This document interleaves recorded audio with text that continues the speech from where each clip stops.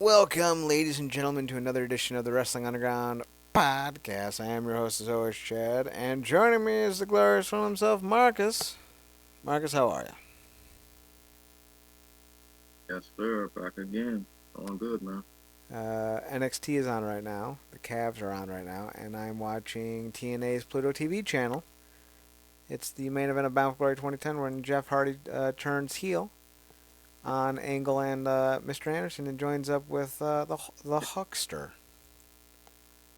So, Nice, nice. How's those NBA finals going for you? Do you think you get back to a time where the Knicks are projected to get to the finals? sir, last I checked, my Cavaliers are losing, and they're down 3-1. Fuck the NBA. Am I in a bad mood about it? Yes. Why would you ask? Without Jason Tatum, yeah, I think the Knicks are going to the NBA Finals at this point. I think the Pacers are good, and if they do beat the Cavs, I think they'll put up a little bit of a fight. But the Knicks are just, on paper, they're just better. But we'll see what happens. You actually got to play the games because if it was just about how a roster looks, the Cavs would be in the finals right now. Again, so would the Thunder, and the Thunder are tied with the Nuggets. So, like, who knows? Who knows? Speaking of who knows, we do have to comment on pretty big news from over the weekend. Sunday, it broke that ECW legend Sabu has passed away. By now, everyone's probably heard about it. ESPN broke the story. No, I shouldn't say broke the story. They didn't break the story. ESPN posted about it. They don't always post about wrestlers' deaths. And I think the passing of Sabu, and there's been a lot of kerfuffle that's been kicked up around it. It's a conversation that I think we'll have next week because there's more to it that I think we need to talk about beyond just the Sabu of it all and the GCW of it all. Stories about how basically Paul Heyman sabotaged his career when he was in ECW, stuff like that needs to be talked about. But I feel like that's a conversation for next week, so we'll talk about it next week on the show. But he's a legend. He's a bona fide legend. Helped inspire two generations of wrestlers at least. He was one of the most impressive attractions and draws for multiple companies. I would say his two biggest companies, at least the two biggest impacts that he made on companies were, of course, ECW and TNA. He had a off and on relationship with TNA starting in, I think, 2002. Debuted against the former wrestler known as The Wall, then at the time known as Malice. He came back in 2005 and had a legendary run with Raven and Rhino and Abyss and Jeff Hardy. He wrestled Samoa Joe at Lockdown for the X Division title. He would then go to the WWE in what I think is one of the biggest monumental fumbles of all time. They didn't know how to use him at all. Now, granted, he was pushing and or at 40 at this point, but I do think, all things being told, his run in TNA, even when he came back, I think in like 2010, and then again in like 2018, 19. When you look at those times, not as impactful, but he was also older. But he still had a great main event with Rob Van Dam at Hardcore Justice 2010. He was still putting on some pretty good matches, even with the fact that he was pushing 50 at the time. He had a great match with the Lucha Brothers, I think in 2019 when he was in his 50s. The dude wrestled chaotically, he lived chaotically, and he always seemed to have a unique insanity about him that wasn't just some gimmick. I think him getting to 60 was a shock to himself. And I think he lived the life he wanted to live.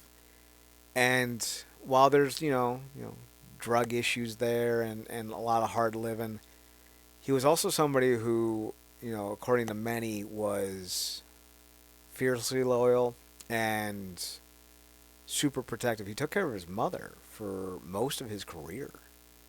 I think they said from like 20 years old to 47 years old, he was the primary caregiver to his mother. Um, he was someone who, you know, kept a close circle of friends, and few people ever spoke negatively about him. And Sabu, while would say outlandish things, was also someone who spoke very highly of the people who he thought loved the business, including Tony Khan. He speaks or spoke very highly of Tony Khan when they worked together briefly during Adam Cole and Chris Jericho's promo. You know, they brought out Sabu during that little situation, and he went through a table. It was a cute little moment. It didn't lead up to anything, but it did pop the crowd, and sometimes that's all you really need. His impact on the world of wrestling cannot be properly eulogized in a few minutes. And what we'll remember of him will be long lasting, longer than any of us will be alive. His spots with Hayabusa, his matches with Rob Van Dam, his stare down with Taz, his work in Japan. He is a working icon. And even though he got older and wrestled less over the last 5 or 6 years, he never seemed to lose that specific element. He never always took the best care of himself.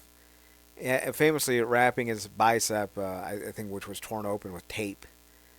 But he always knew how to use the body he had to make the matches he was in as good as possible.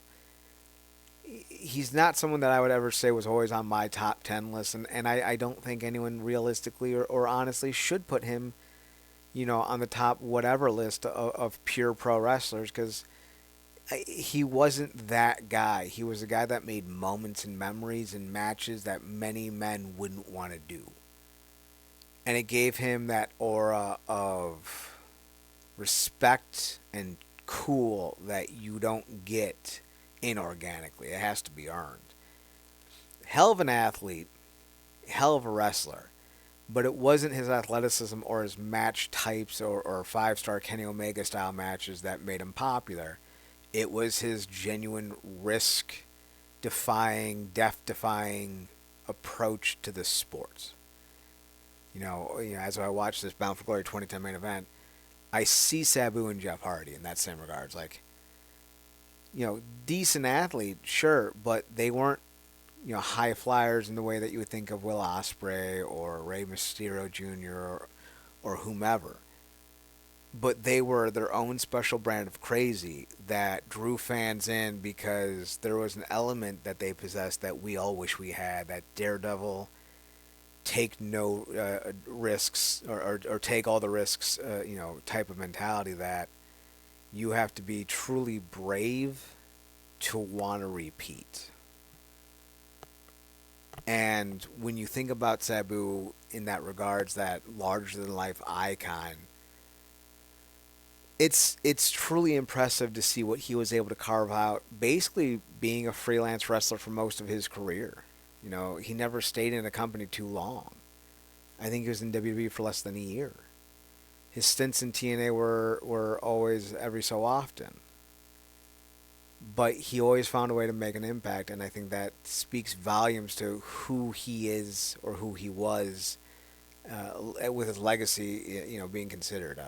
He'll be missed, and his last match, as psychotic and crazy as it was, I think was a fitting send-off to not only his career but to his life, because he famously said that the only thing he'd change about his last match with Janela in GCW was that he wished he had died in the ring, which is pro wrestling gods 101 statements. Every pro wrestling icon has always said that same thing. So, rip to Sabu. Yeah, it's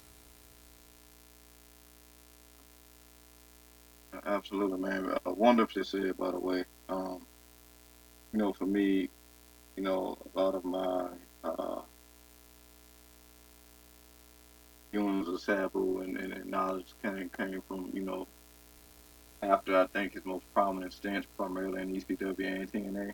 But obviously he came back with the ECW brand in WWE. So a lot of my agreeing with him. Like I said, it's a bit in hindsight, but I think ultimately talk about listing them off. I think when you talk about those guys, and you say guys who absolutely put their bodies on the line, dedicated their literal flesh to the business in a way that you know uh, can only be seen to be believed. I think he's definitely on that, definitely one of those names, and you're talking about listing guys off like that. So um, just a hell of a performer in that regard. Most guys, like you said, just wouldn't do even a fraction of the stuff that he did in one match, let alone throughout the entirety of his career. So also cool knowing about the caretaker thing. If we got that in common, so that's cool. Find out about the guy, but yeah, a true legend.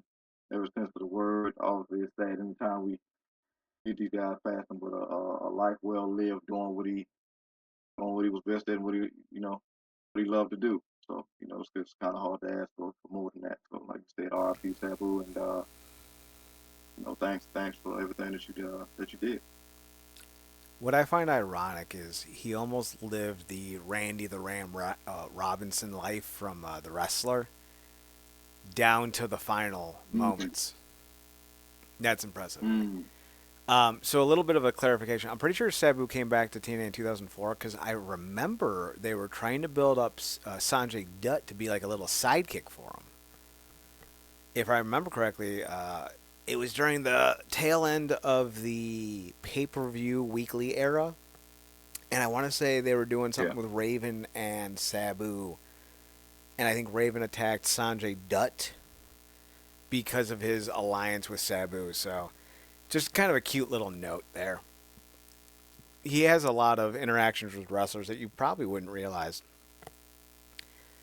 And for all the things that I think you could say about Sabu, he spoke very highly about John Cena.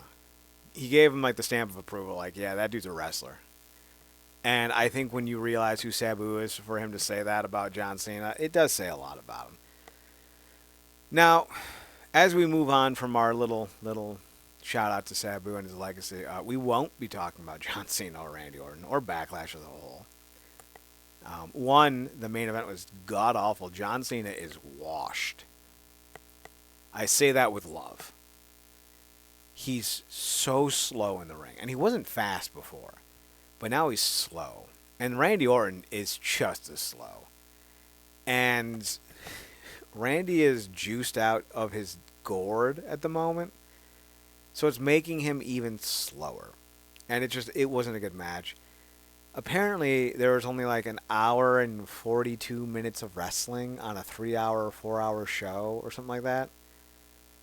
And I'm flabbergasted that people are justifying and like celebrating this WWE TKO. The tickets are so expensive. That's a good thing.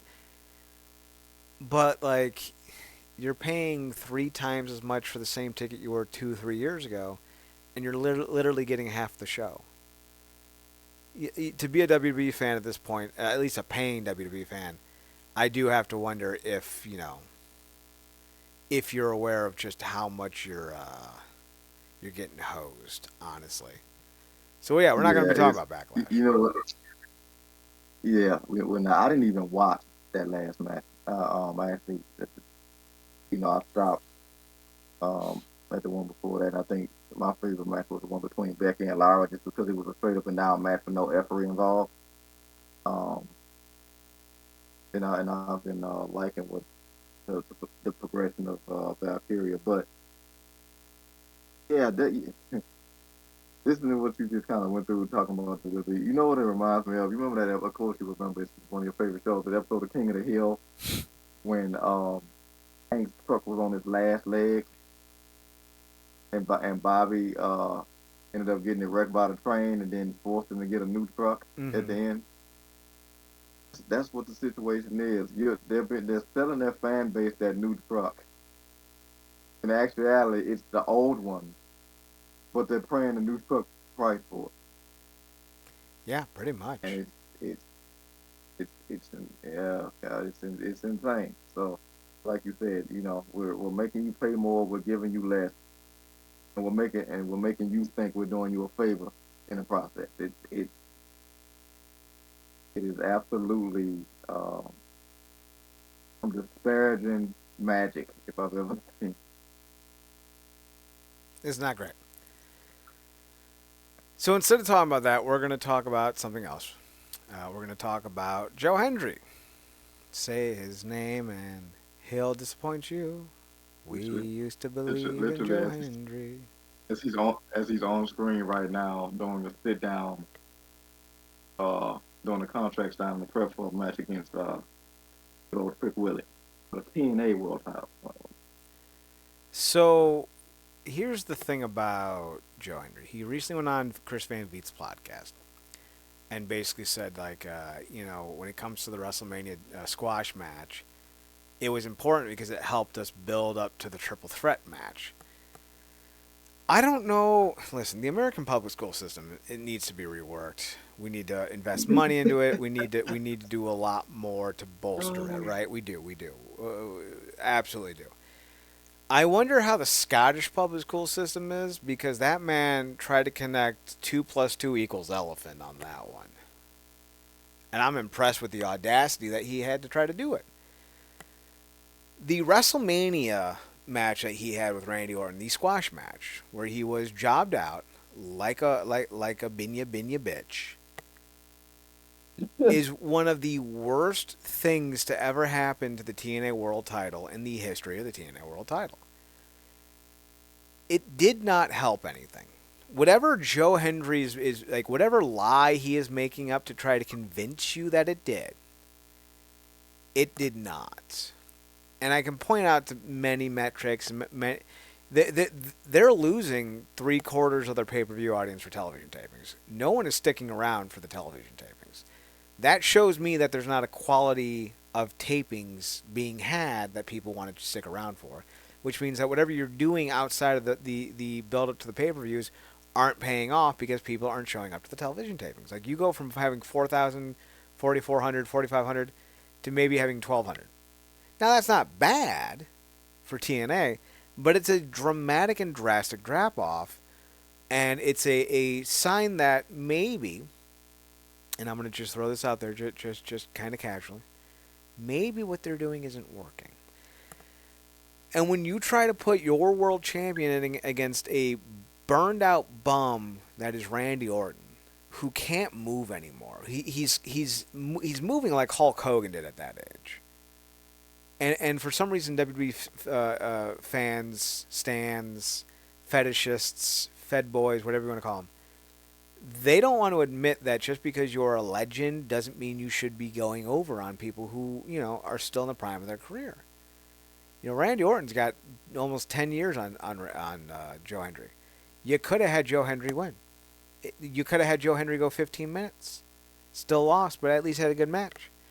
Instead, he loses in 3 minutes, and then everyone's like, oh no, it helped tell the story of the triple threat.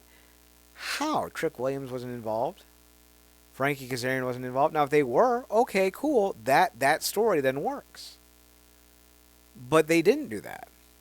He showed up, got his ass beat by Randy Orton, then he struggled against a mid-carder in Trick and a mid-carder in Frankie Kazarian. Oh, and by the by, I watched that show from start to finish twice. Very little did they talk about Joe Hendry's actual moments at WrestleMania other than Joe Hendry was at WrestleMania. Joe Hendry took on Randy Orton. And while things didn't go his way, Joe Hendry made TNA proud. That was basically the gist of it. Whoever is sitting here lying through their teeth on Twitter saying, no, it did build up the triple threat match. They really talked it up and yada yada. They didn't. It was an afterthought. They promoted the appearance because they were probably contractually obligated to. I doubt they were happy. They didn't talk about that Randy Orton beat Joe Hendry at all. I don't think they mentioned it once. And I don't think they said the words Joe Hendry lost to Randy Orton or Randy Orton beat Joe Hendry at least one time on that pay-per-view broadcast. They edited it to make it seem like Hendry looked a lot better than he was. And then he went in against, almost 50-year-old Randy Orton and a burgeoning wrestler in Trick Williams, and he struggled. Whatever narrative you think they went from with WrestleMania to that event, it didn't exist. No, it's not just a river in Egypt, my guy. And like I know people get gas lit for gaslighting yourself. Whew, be a hell of a workout.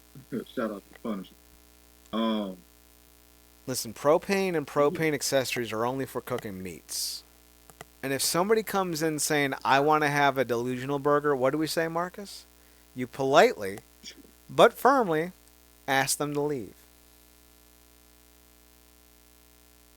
they wouldn't have even mentioned him being a TNA World Champion if he didn't come out with the damn title. Nope. Like, come on, bro. Like, that's just now that's the great. I like Joe Hendry a lot, and I got on the train later. You were on the train from day one. Even when I didn't see it, so it's saying a lot that you in the zone that you at this point when it comes to Joe Hendry. But it's like, okay, bro, we get it. This is a long form interview, job interview, and likely the minute that your contract is up, you're jetting. Or should I say at this point because of how the working relationship, heavy quotation, is set up, you just going across the street. There's nothing about the way he got dogged at WrestleMania that helped that damn triple threat. Like you said, nobody that was involved in triple threat was involved. They didn't mention anything about the triple threat because even though Trick Williams was involved, it wasn't important enough to them to promote.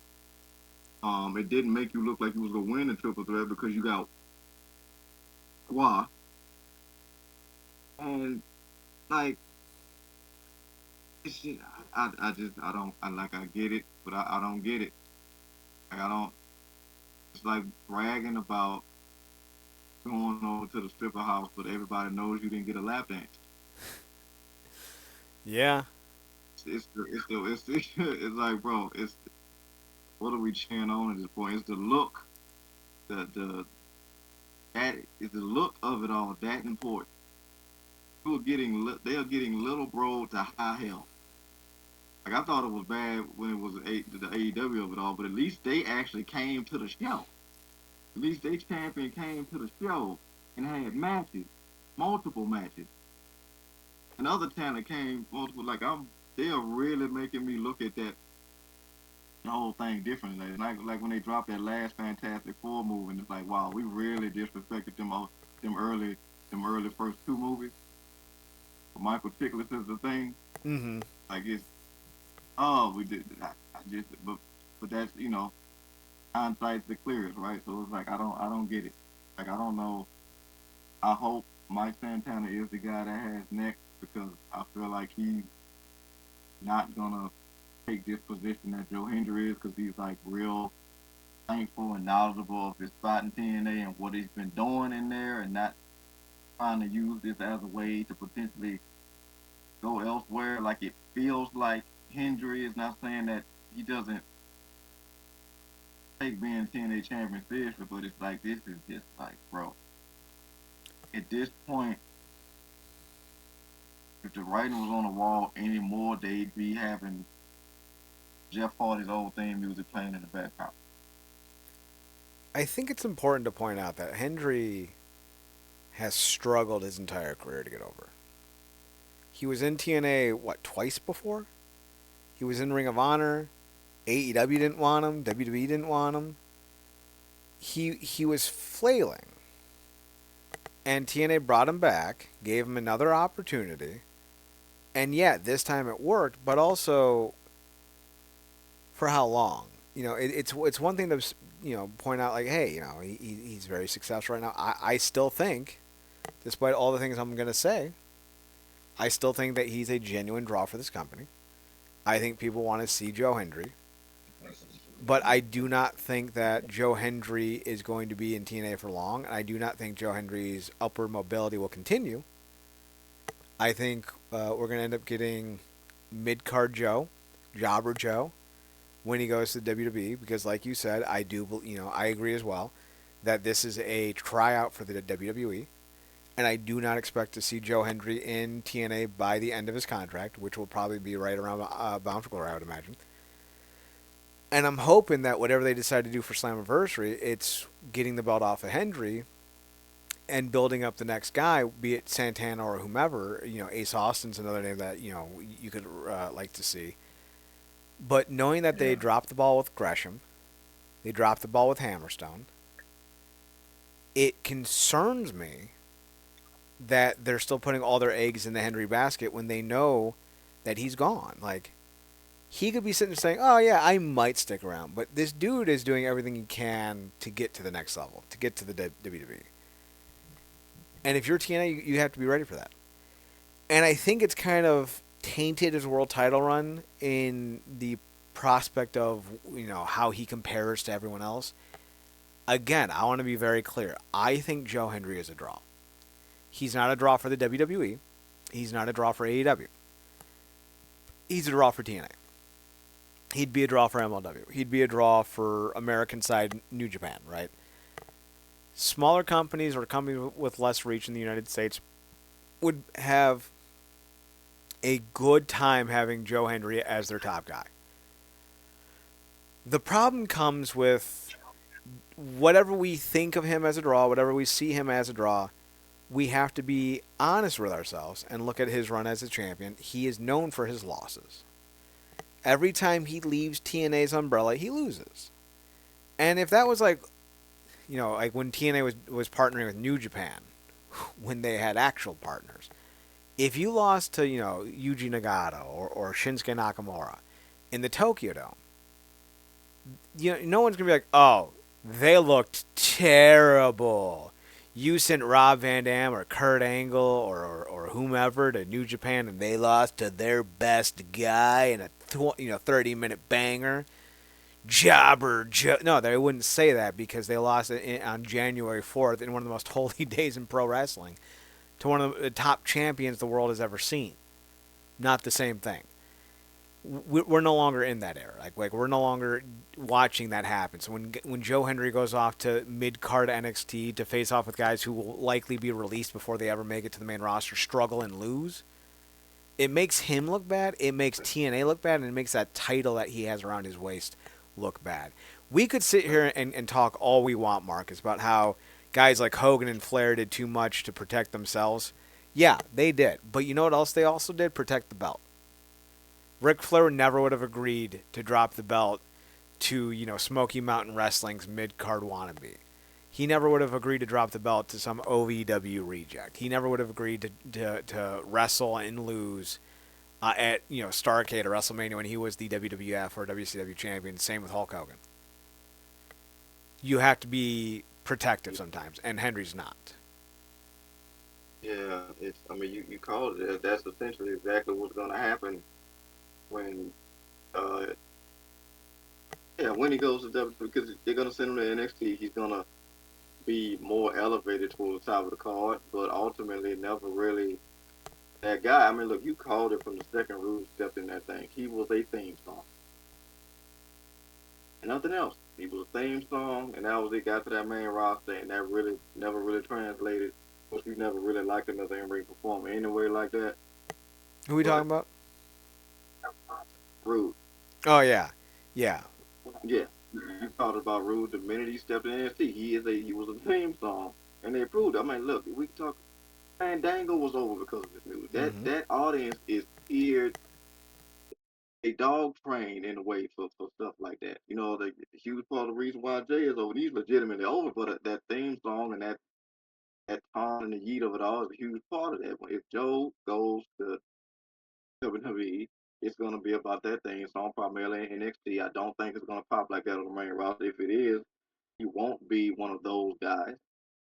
And it, like you said, and it says a lot that we're having used Flair and Hogan as an example of guys who had more pros than cons in the conversation. But you're right. Like it would have never. Anytime Joe Hendry's gotten a win over quote unquote WWE guys, it's been guys that were inconsequential anyway. I like Trick Williams, but he's inconsequential. I, well, we don't. I mean, Ethan Page is just somebody to be there, so you can't really call that. But he was never gonna beat Moose was never gonna beat Overfan. No. He's one of those guys that looking for big things for when he gets to the main roster. He was never gonna beat. If it was a Ron Breaker, he wouldn't have beat him. Like they tell you everything you need to know about the way things go down, and I think it's very insulting when it's looked at that TNA is is improving in numbers and stuff these days, and a significant amount of conversation on the interview about him facing off against literally one of the lasties of the company that's about to be put out the pasture in John Cena. And then going off into 100% delusion, which I didn't even know about until you brought it up, that getting squashed on the biggest stage for another company aided you in a match for your company. Like, I don't just, like I said, man, there's a price to be paid for the delusion. I guess he's putting all his chips in it at this point. But it's just sad because he literally had one of the best moments of the year when he got the title, and it feels like in a way it's being kind of pissed away because it looked like the grass is green on the other side of things. Unfortunately, the same issues that are plaguing Hendry are the same issues that are plaguing Jordan Grace. When she was here, we're having a title reign that's being wasted by this infusion of NXT talent that, let's be very clear, and I'm not pulling punches with this, shouldn't be on television. Most of the NXT talent suck. They have no upside. They are not getting to the main roster. They're going to be cut before the end of their current contracts. They're not good. We see this happen every year. NXT loses 30 to 40 people every year, right? There's just not a deep enough well of talent from the college ranks that they keep pulling from to develop good pro wrestlers, and they're not pulling or are unable to pull from the indies anymore to really bolster NXT into a much-watched brand. They had, in my opinion, one of the best all-around female workers in what's her name? Bea Priestley, wasn't that her name in the indies before she became Blair Davenport? Yeah, yeah, Former girlfriend of Will Ospreay, was every bit the talent that Will was. She was one of the best women's wrestlers in Japan. They did nothing with her. They made her look as average as possible. And they're already doing the same thing to supposedly the best women's wrestler in the world, not named Jordan Grace, in Julia. They grab her from Japan. They hype her up for like 3 weeks on NXT, and then she spends 5 more weeks down there. And now she's already on Raw, doing mid-card tag matches with Roxanne Perez. And I'm supposed to think that Joe Hendry's going to go off to some great greener pasture. Like what are we talking about? No, the NXT roster sucks, and Joe Hendry is going to be signed to help bolster the NXT brand. That is the only reason Joe Hendry's going to be signed. They're not going to sign him because they think he's going to be the next John Cena. They're not going to sign him to put him up there against Seth Rollins and Roman Reigns.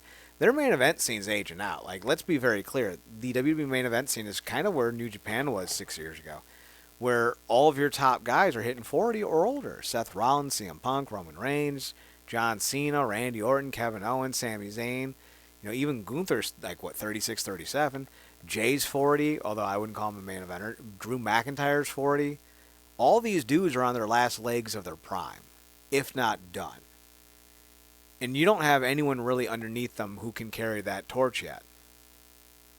So, do I believe that Joe Hendry's going to go up to that level? No. I think he's being signed, when he does get signed, to ride whatever wave he has left in NXT until the end of his contract. Then they'll cut him. And I think that's a sad state of affair. But also, I think when you look at Joe Hendry's run in TNA, it's not just the involvement with NXT, his inability to have great matches with NXT talent, or the overuse of him on both shows. I think as a champion, he has not delivered. He's a draw, yes. But that's because people like him. This is, the maximum of wanna-like-yitis. People are showing up because they want to like Joe Hendry, and because they like his silly little theme song. And because of that, he has a lot more clout right now than most in his position normally would have. But when you look at his actual run, most of his matches are mediocre. They're not bad. I said this the other day about somebody else. He'll never have a bad match, Joe Hendry. But he's never going to have a great match. Of all the matches he's had, I've never once said that's a match of the year contender. And you put him in there with guys who still bump and grind with the best of them. You look at how he Nick Nemeth. I don't think Nick Nemeth is the greatest to ever show up. And at 46, he's quite old, but he's also proven that he can still move as well as anyone. And his match with Yeah. Joe Hendry was fine. It was good. It was fine. Perfectly acceptable main event wrestling. And I feel like, that's kind of who he is. And then when you think Yeah. about, like, that's who he is as a wrestler, like, all right, well, what about as a promo? He's a great promo.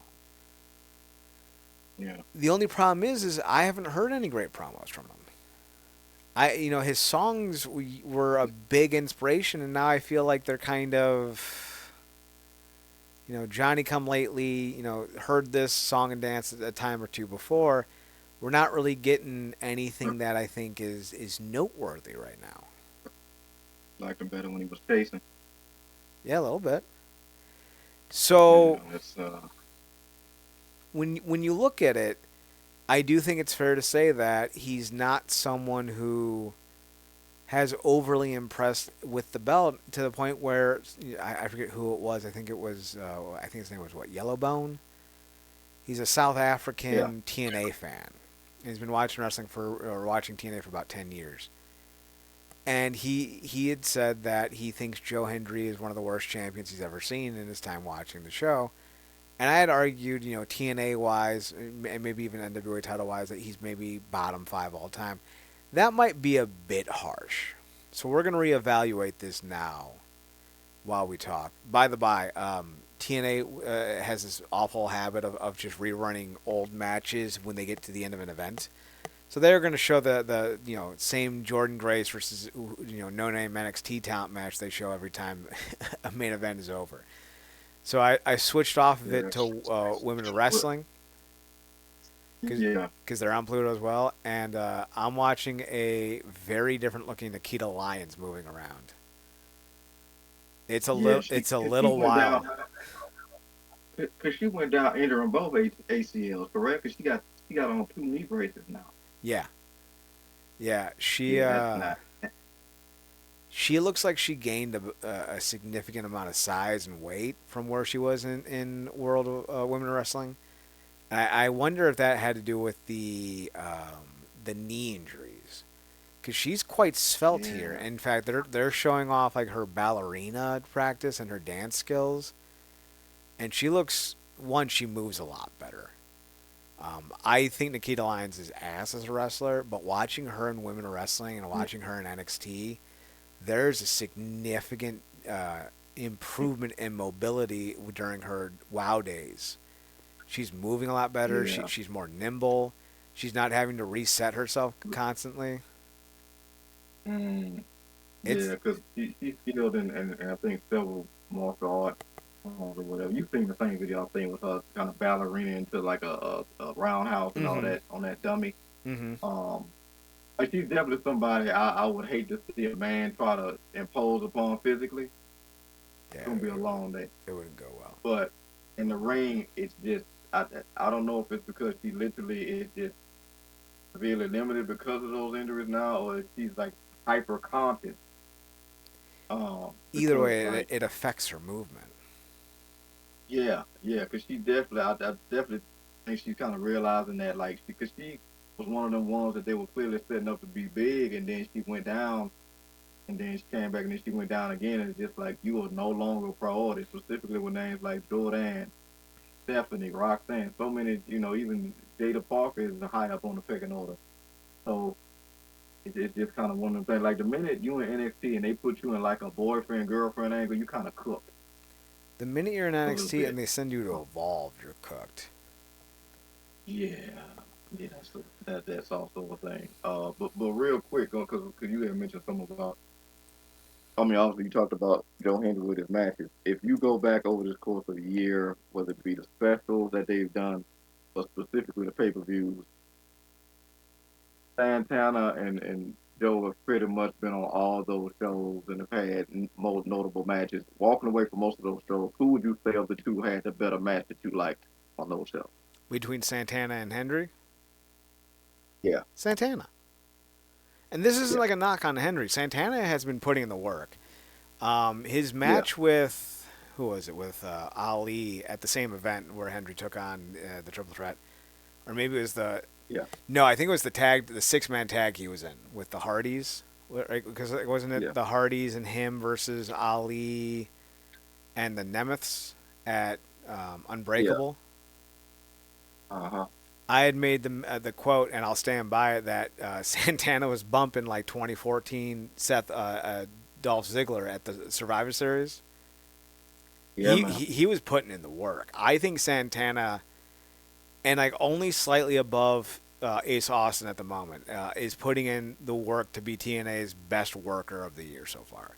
He is just Absolutely. he is putting it all on the line. And so like I Yeah. think he'd be a great replacement for Hendry as world champion. But I also think he might Hmm. be the perfect guy to pivot into a heel championship role because he has Mm. that. We know he's a great heel in TNA from his time with LAX. So I don't think it would be that far off to see him as a world champion as a villain. So like Yeah, possibilities. he's really impressed me. Like you said, putting in the work. He's completely unrecognizable from his former self as a tag team. He bulked up. He elevated. Feels like he's adding to his move set every match. The aggression is there. The entrance, the whole swagger is evolved. Like he's really evolved and every officer personally because they covered the story about him getting past those demons in his personal life and now it's really just translated into the ring like he's working. He's really like the true definition of a workhorse right now and literally probably the best talent they got and kudos to them because of all their faults they really given him the ball and booked him in such a way where it's making his world title ascension extremely credible and he should definitely be the one to have next. But I just kind of wanted to get into that. But obviously, like I said, you talked about Hendry, and you was going off into I think. And shout out to Yellowbone on Twitter. Seems like a solid guy. Probably doesn't want to get into it with Chad about any more debate dealing with TNA because that whole X Division conversation. I'm like, if I didn't know it, Chad, I'll be like, did he just get into it with somebody that works for TNA? Um, but yeah, so yeah, this whole worst. I don't know if Joe Hendry like one of the worst champions. We were there for the Chris Sabin reign, We were. you know. So I don't know about worst champions, but I can understand in this time where everything is kind of muddled. We're being told everything's like really good, but the booking is not there, and obviously, like you said, he's not being helped by the partnership of it all. I can see how you can feel a way about So let's go through this top to bottom. I think if we're being honest, Kurt probably the top guy. And we're going to include the NWA run of talent during the TNA 10 years as well. So if they won an NWA world title between 2002 and 2007, we're going to include them on this list. There are a few guys you could say is at the top of the top of the chain, if you will. And I think Kurt Angle, without a shadow of a doubt, number one. I think that's fair. Marcus, do you think Kurt Angle's the top guy in TNA? In terms of historical rankings among world champions, both NWA and TNA, and Impact? But that criteria is yeah, absolutely. I mean, Kurt Angle when he first came in, that had one of the best debuts. That video with him doing his classic, yeah, yeah. You can't argue. Prime Kurt Angle in TNA. No matter how much you loved him, I get it. In WWE was a beast as well, but the prime Kurt Angle in TNA, there was nobody in the world touching. Also, what was going on behind the scenes when that red light came on and he had to perform, nobody was touching Kurt Angle, and his world title run, personified that. So it's yeah, and this is Chad, putting Kurt Angle against this guy who we're gonna get to, the Batman himself. Yeah, and I think he comes in at number two. Um, let's see. Kurt Angle held the belt for 608 days. Sting held the belt for like 350 ish. So not all time, but he's in the top seven in that regard, top six. He was truly the first major world championship signing that they got, and I think it's fair to say that Sting probably comes in at number two. He had a lot of good matches, a lot of good runs. I think. Let me see something real quick. You look at his matches, the way he helped get guys like Abyss and Christian Cage over, the main event Mafia stuff. Yeah, I think he comes in at number two with 354 total days all time. This is where I think we get into some real conversations because I think we got Jeff Jarrett, who is the all-time days champion with 1,006, all with the NWA World Title. Lashley has the second most title reigns, tied with Sting with four. I don't think anyone has more than four, aside from Angle, who has six. I think you can make a case for Austin Aries, who held the belt for three times, and also was the longest reigning champion. I think you can make the case for Josh Alexander, who is the new current reigning single champion. Absolutely. I Yeah. think Moose just misses out in this tier of conversations. I think he's the next guy. I think he's a top tenor. I don't think he's the best, but I think we're when arguing with third place. I think it's one of those names. I think it's either Jarrett, Lashley, Aries, or Alexander. And if I had And to, that's a healthy force. right, if I had to say gun to my head, I'd probably go with Lashley because he was champion when they needed him the most. And a dominant champion when they needed it the most. I agree. So if you're all right with this, I think the next few are going to be Lashley at three, Jeff Jarrett at four. Because whatever you say about Jeff Jarrett, he was the best all-around worker and that includes promo in an era of TNA that did not have a lot of great talent on a variety of spectrums. Like, sure, Styles was great, but he was not a good promo. Ron Killings was a great promo, but he wasn't having the best matches. Raven was a good, solid all-arounder, but he wasn't better than Jarrett. And I think when you keep that in mind, I think it does, give you an idea where Jeff Jarrett lies in that regard. After him, I Yeah. think you go But with. Jared oftentimes. Go on. Yeah, I'm saying Jared. He also has the thing of like talk about the talent that Jared has. He also at times when you brought it up, I was like, you're right that he really wasn't champion a lot, if at all, except the King of the Mountain. But it says a lot that you kind of go back in the memory ranks, and it felt like he was champion at times when he wasn't. Mm-hmm. He had a strong significance with or without the belt. I think next up is Josh at number five. I think, much like with Lashley, he did a lot to make the world title seem more important against guys that he was facing off with that I don't think would have had as many strong matches with somebody else. He pulled a decent match out of Bully Ray when Bully Ray was 50. I think that gives you an idea of who Alexander was as a wrestler. Maybe he wasn't the greatest draw of all time, but I think Alexander did more than most with getting noticed and getting people excited. Yeah, it's kind of hard to also uniquely holds the record for the shortest and longest TNA World Title reign Yeah.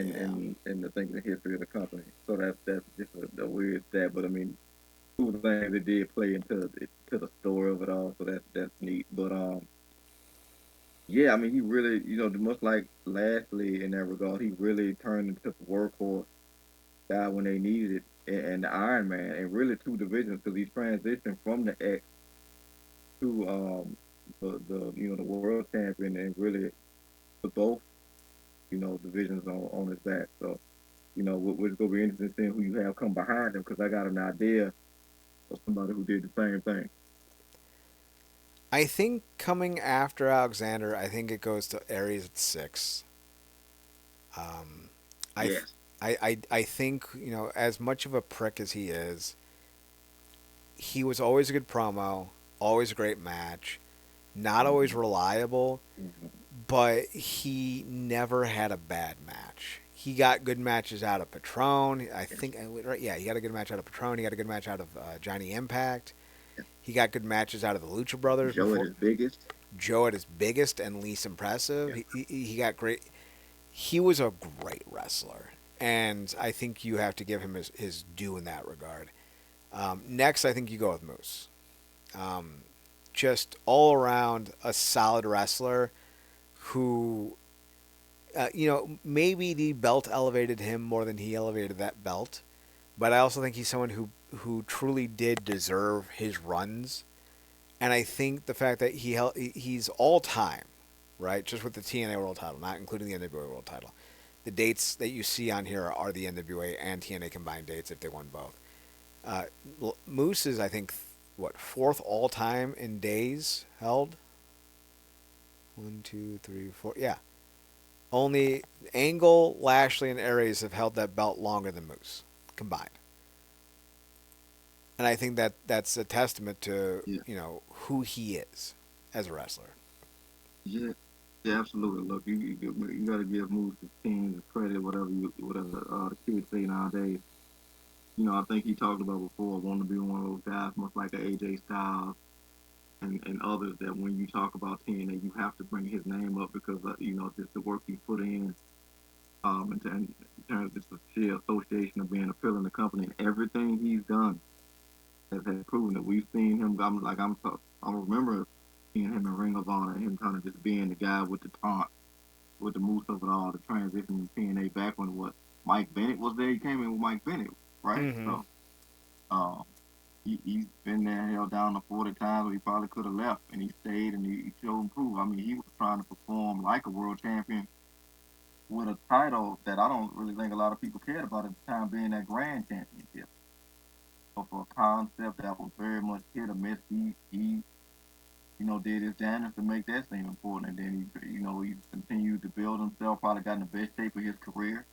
And we really seen Moose transition from just another guy to a true world champion.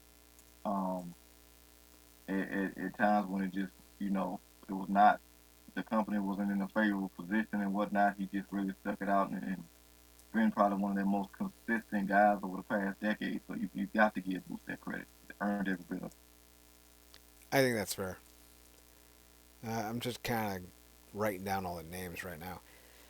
Next up, I think we have a batch of 5. I think you can start to put some names in. Maybe there's some others here you can make a case for, but I think the top 10 or 12, it's pretty obvious. In no particular order, you have Bobby Roode, you have AJ Styles, you have Alex Shelley, you have Bully Ray, you have Jeff Hardy. I don't know how much love I want to give to Bully Ray, but he did have one of the biggest moments of all time when he won the belt, but his reigns Yeah. weren't great. Um, Jeff Hardy had some pretty good matches, and him winning the belt at Bound for Glory 2012 against Aries was a big moment. I don't know if he makes the top 10. I do think, just off of his run as a world champion in both the NWA and TNA side of things, I think Styles comes in at 6.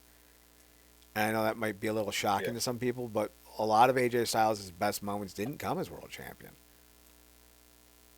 His NWA world title Yeah. runs were lackluster. He had a good 2009 to 2010 world title run, but that was really it. Yeah. I wouldn't say that Styles had a lot of great Hmm. world title runs in TNA.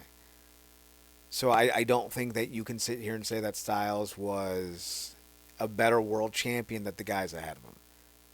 Personally, that's just my thoughts. And No, I I'm saying, think, go on. yeah, go ahead. No, no, go on. Yeah, I mean, because I mean, look, he uh, the guy that was always supposed to be the guy, and it was great when he finally did become the guy in 2009 in that great match and that great moment. Another great moment when somebody became a world champion, and um, that reign was going good, and then because he also got caught up in the Flair Hogan. I think Bischoff of it all when they tried to make him Flair Junior towards the end Mm-hmm. of that reign. They shouldn't have did.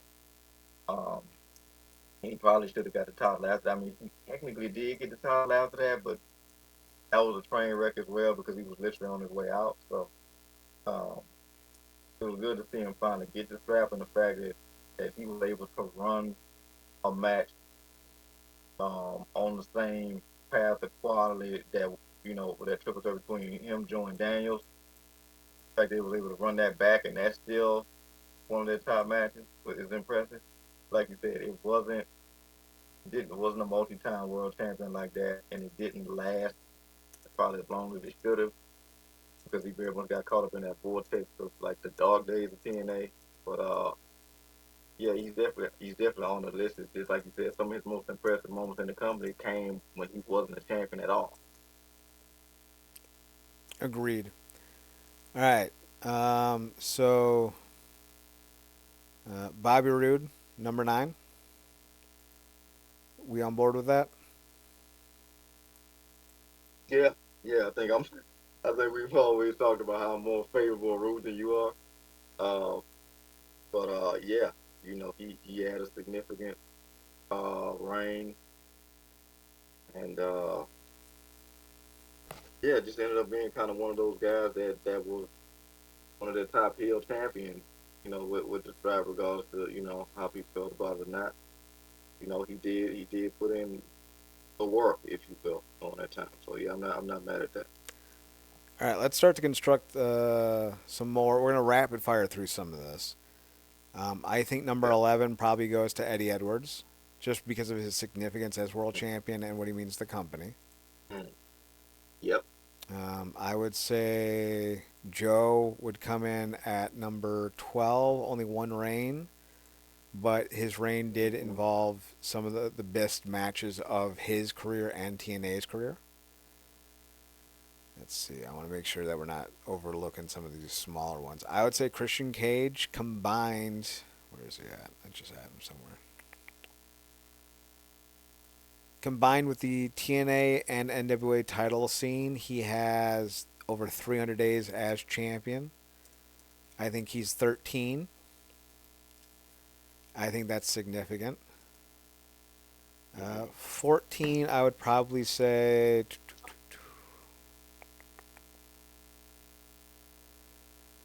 Hmm.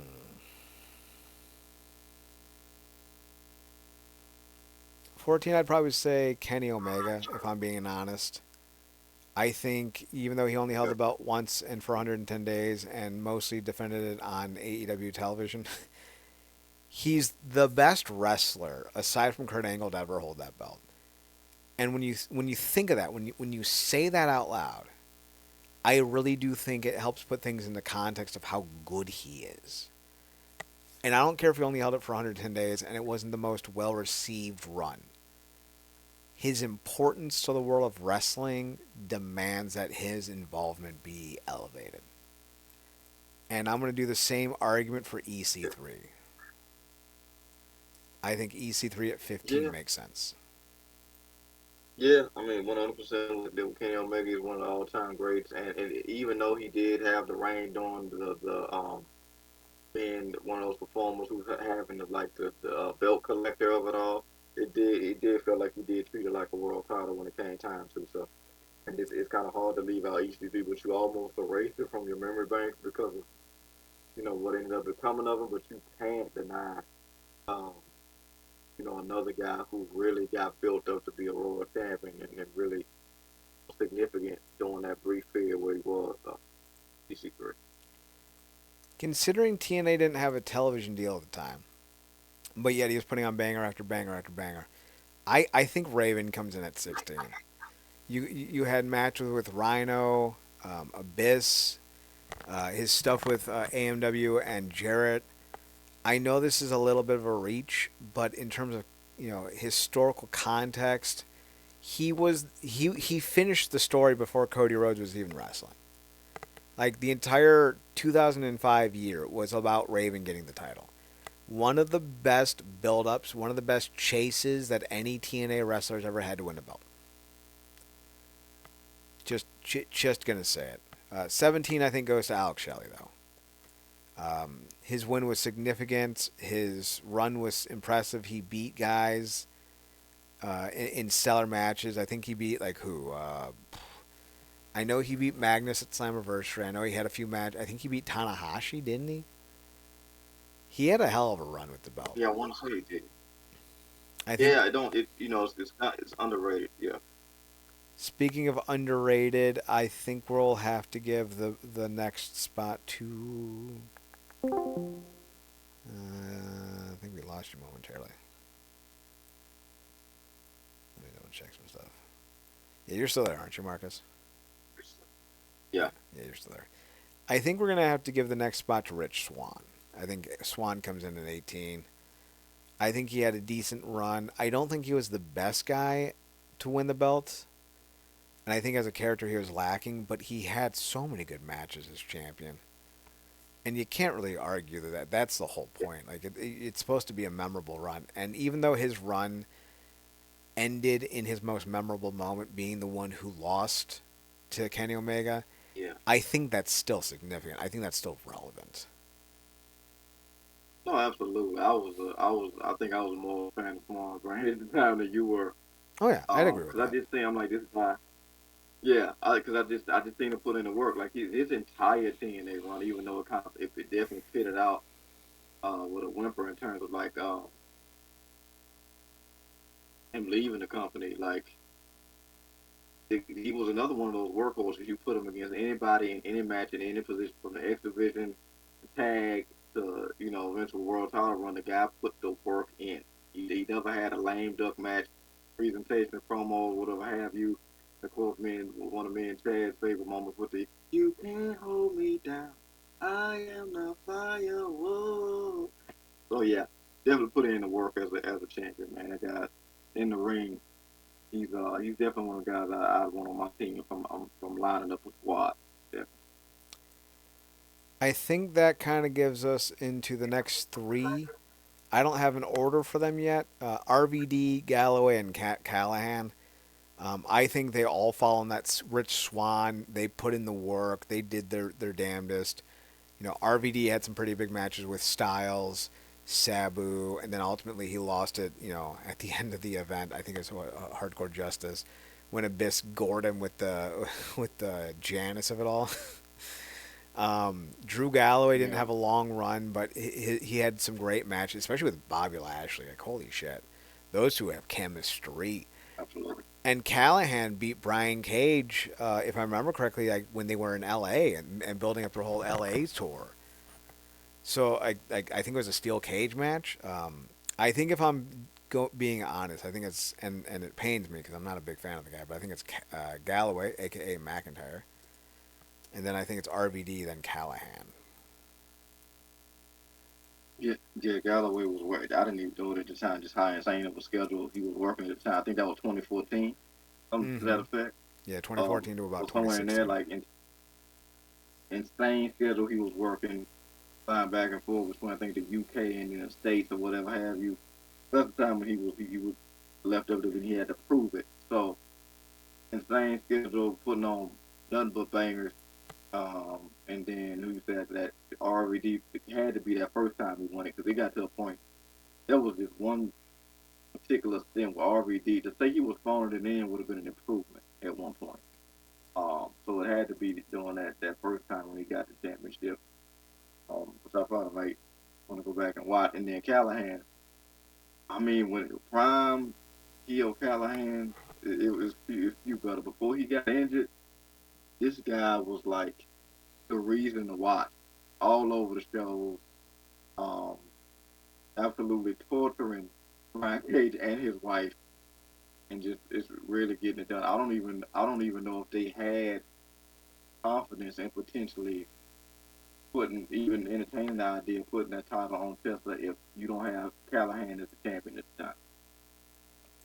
I think that's fair. I'm going with Brian Cage at 22. Yeah, While Elgin was a piece of trash, I think when you remember his matches with Elgin, impressive stuff. Plus, his Callahan stuff. All fantastic. All truly fantastic. I do think now though we have to get to what I like to call the mid tier crew. Bully Ray, Johnny Impact, Nick Nemeth. I would put Magnus in this category. I would put Matt Hardy and Joe Hendry in this category. Mm, I would put. Let's see who else is in this category. I would put Mr. Anderson in this category and Chris Sabin. mm. Let's see, and I'd put Ron Killings in this category as well. If if that's a list of 10, um, who's number one of the mid? I'm going Nemeth, but I'm biased. Uh, Admittedly. Let me double check. Let's see. 1, 2, 3, 4, 5, 6, 7, 8, 9. There are 9 here. Oh, it's 10. I forgot 7. Nope, I did not forget 7. Um, I'm going to put Shamrock in here for an even 10 because I think there's a case to be made for that. Of the 10 mids, right? Like once we get past the truly good to great world champions, I think just off of what they were did, I think it's either got to be Impact or Nemeth. Truthfully, and I think if I'm being honest about this, let me adjust things here. I'm gonna tell you what I think this category is gonna look like here. If you're watching on the stream, you're watching it happen in real time. I mean, Shout honestly. out to you. Let's see. Let's say these two go here. And I think that's actually, I think this is going to be more honest. All right. Actually, I'm going to make one change. I'm moving Magnus off this, and I'm going to put EY here. So of the 10, I think it goes Impact, Nemeth, Bully, Hendry, Ron Killings, Ken Shamrock, Matt Hardy, Chris Sabin, Mr. Anderson, and then Eric Young. Yeah. I actually forgot, man. Before we got to this category, that Elgin was even champion. Uh, Maybe that's for the best. Elgin But wasn't champion. Elgin faced Brian Cage when Cage was champion. gotcha. Okay, thank you. That actually makes me feel a lot better. Um, I wish that Anderson was high up on that list. I do too. But he had 2 short reigns. He didn't hold the belt for longer than 64 days, and he held the belt twice. Yeah. Unfortunately, that's just kind of how it shakes down. I think you can make a case for either Impact or Nemeth at the top of this mid tier list, personally. But Impact and Nemeth are, I think, 23A, 23B, if you will. Bully Ray's next, off of just his heel run alone. Hendry's done Yeah. enough that I think he can be in the top 30. Shamrock was the first Mm, champion in company history and had some good matches while champion. Matt Hardy yeah. was one of the few names during that dark era where they were dealing with Mm-hmm. just a lot of chicanery. Sabin's run was awful, but his win was Yeah. impressive. Right, Yeah. like he had one of the best wins of all time. EY, I don't think is a world champion wrestler. I don't think he's ever had a great match in his life, but I don't think he's ever had a bad match.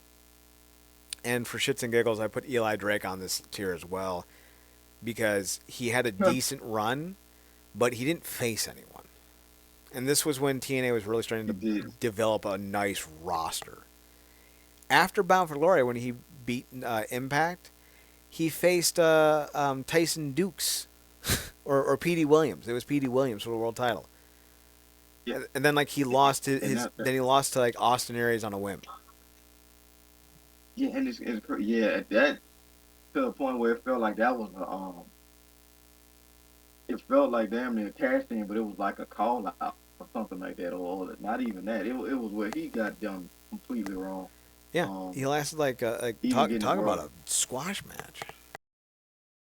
Yeah. And then what the Aries were going to get squashed by Pentagon, correct?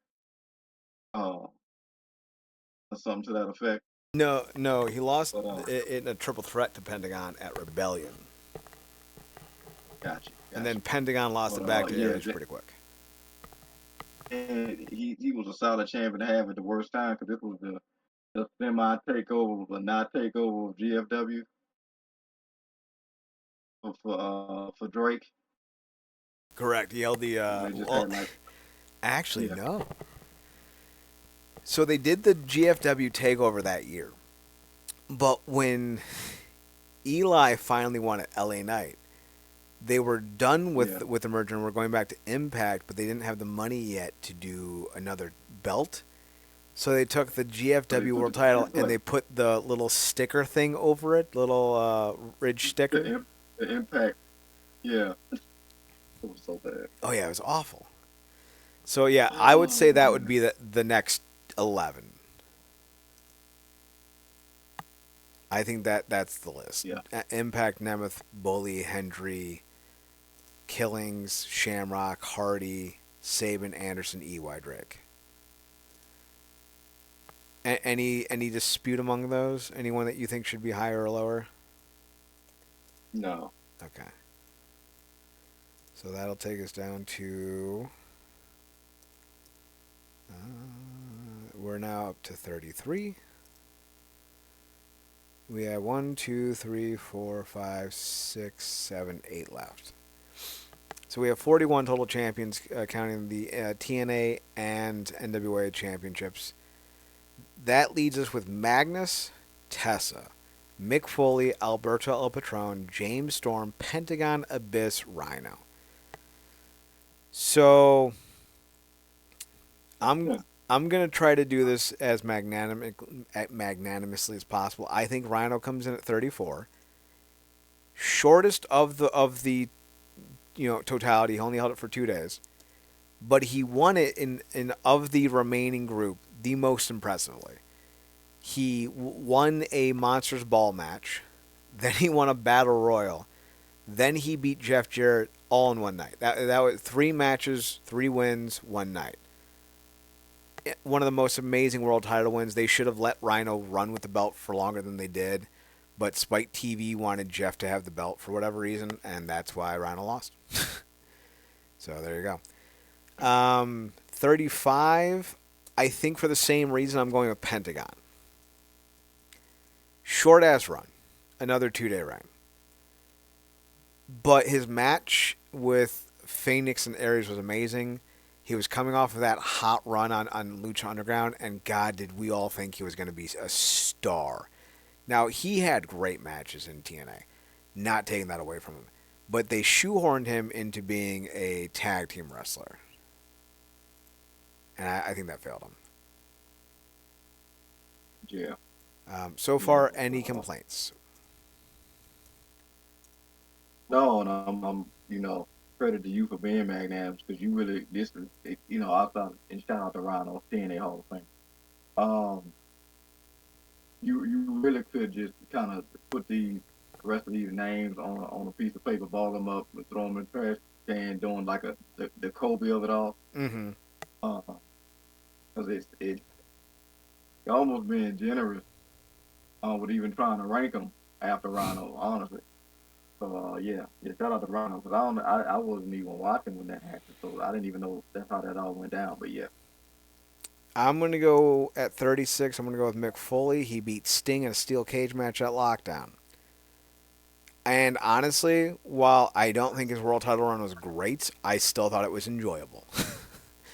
So I'll still give Foley the edge here. I'll give James Storm 37 because he beat Kurt Angle after Bound for Glory. Should it have been Bobby Roode? No. Storm was more over, more popular, and a better option. I don't know why people have such a hard on for Bobby Roode. I really don't. I'm going with Abyss at 56. He was the first person to ever capitalize on TNA's rule, where if you lost via disqualifications, you lost the belt. Abyss got the shit beat out of him by Sting, and they gave him the belt for it.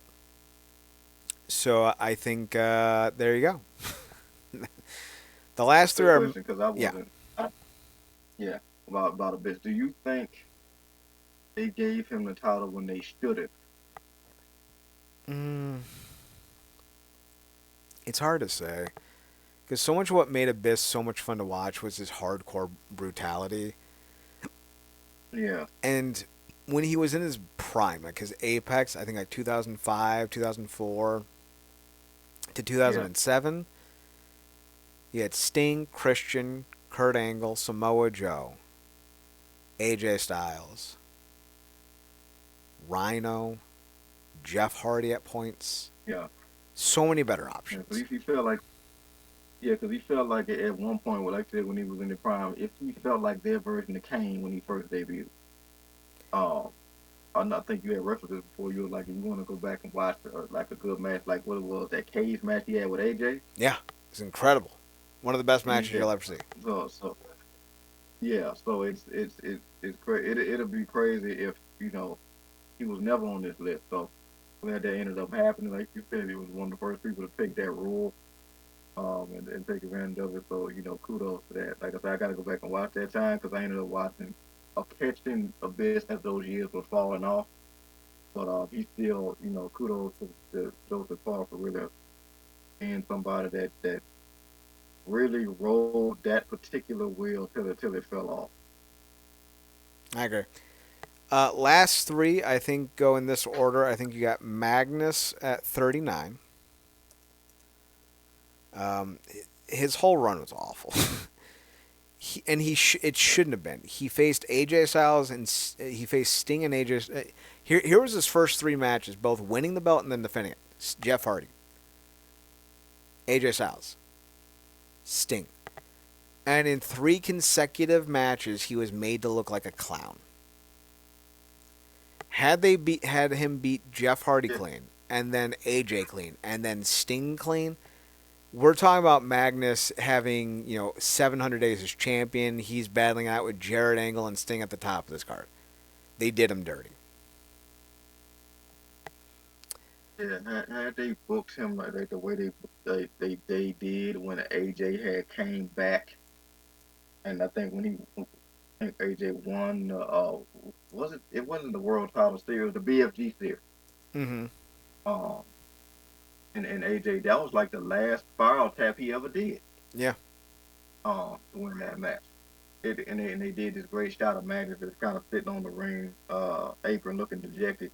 Had he got booked like that for the majority of that world title one, it could have been salvageable. But the whole, like, they just decided all his matches were going to be overbooked and he was going to look like an absolute chump. And I'm like, how you have a guy that looks that good, that really got all the intangibles, and you just overbook this stuff to high hell? It was more about like everything around him than it was about him as champion. And that match with and I dug it at the time. And I look back on myself in complete cringe. That match he had, I think that was AJ's last match where everybody and their mama came out and AJ beat them all. mm-hmm.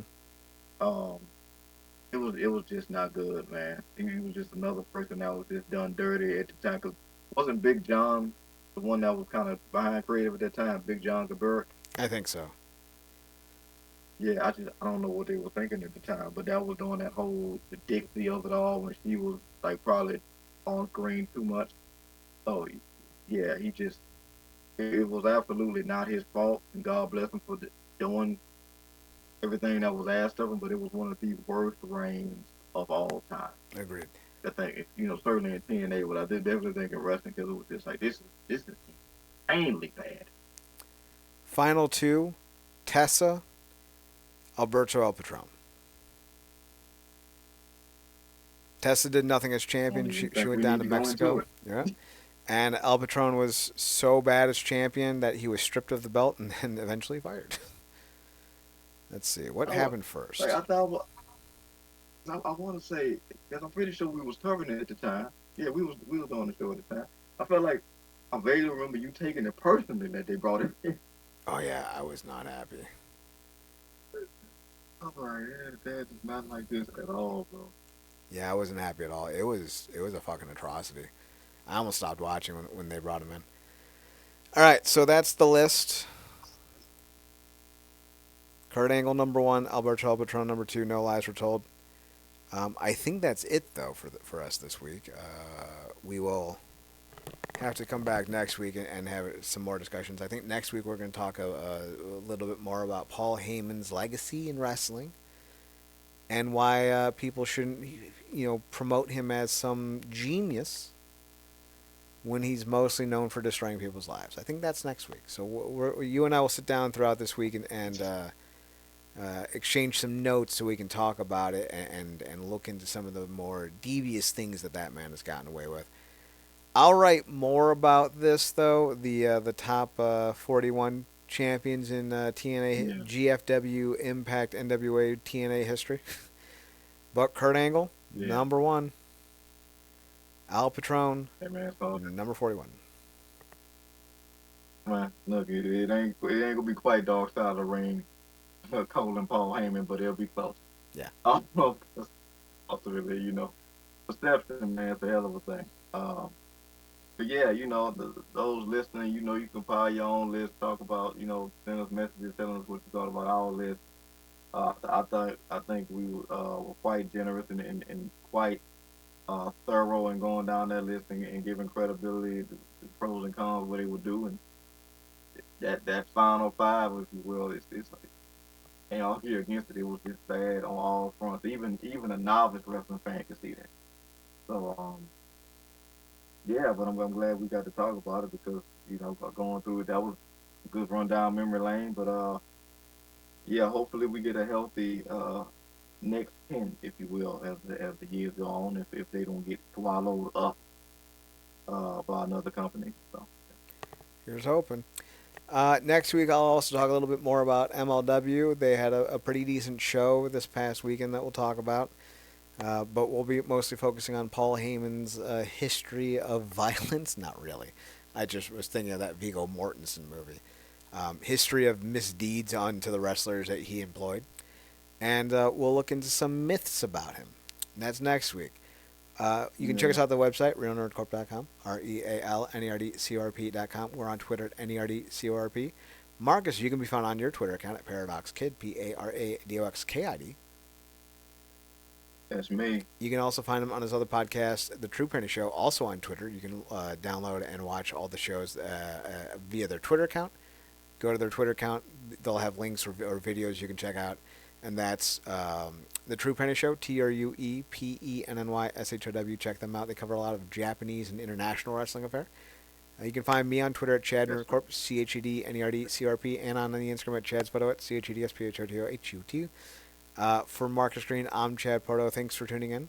Thanks for checking us out. Thanks for giving us a chance. Remember, as always, to watch more wrestling. Marcus, take us home. Good night.